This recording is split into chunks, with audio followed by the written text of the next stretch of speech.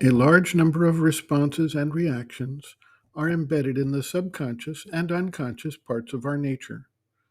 Some of these arise as a result of atavistic reactions that precede the human stage of evolution and have been carried forward, while others are embedded as a result of prenatal and early childhood experiences, and yet others get embedded through various life experiences, particularly traumas, that we undergo.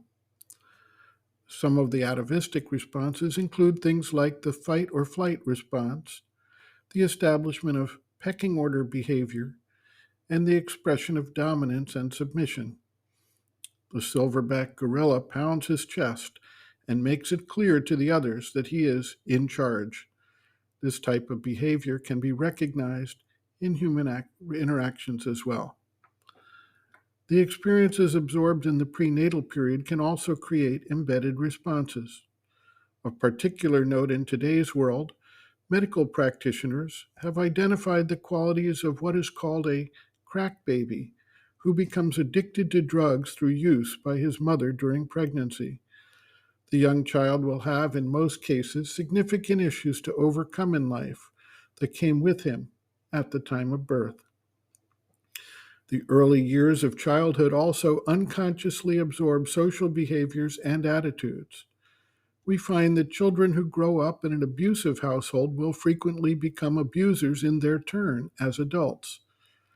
The way that the family responds to circumstances has a subtle impression on the subconscious being of the individual and will frequently lead to surprising outbreaks when circumstances arise to trigger the reaction. We tend to believe that these deeply embedded subconscious complexes are fixed and unchanging. Yet it is possible, through various forms of conscious counter-programming, to take up and change these reactions. The reactions provide a framework for the individual, but they are not destiny. The individual may consciously work to transform the reactions and overcome these responses. The action to bring these things to awareness and consciously modify, change, or transform these responses is what brings about the reality of change. While progress may be slow and may span long periods of time in the human timescale, it nevertheless can and does occur. We see evidence of that in the type of changes in human interactions that are being noticed over time.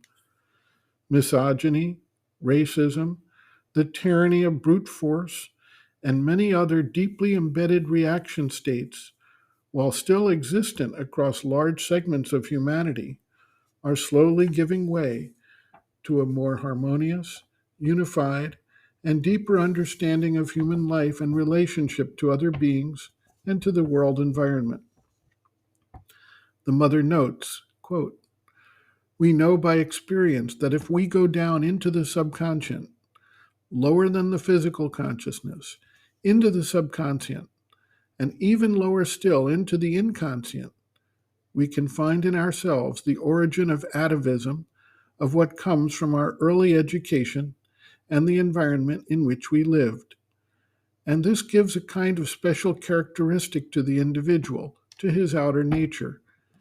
And it is generally believed that we are born like that and we will stay like that. But by going down into the subconscient, into the inconscient, one can trace the origin of this formation and undo what has been done, change the movements and reactions of the ordinary nature by a conscious and deliberate action, and thus really transform one's character. This is not a common achievement, but it has been done.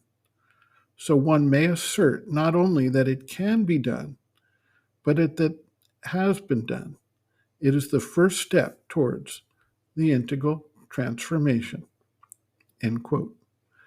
Reference, Sri Aurobindo and the Mother, Our Many Selves, Practical Yogic Psychology, Chapter 2, Planes and Parts of the Being, page 59.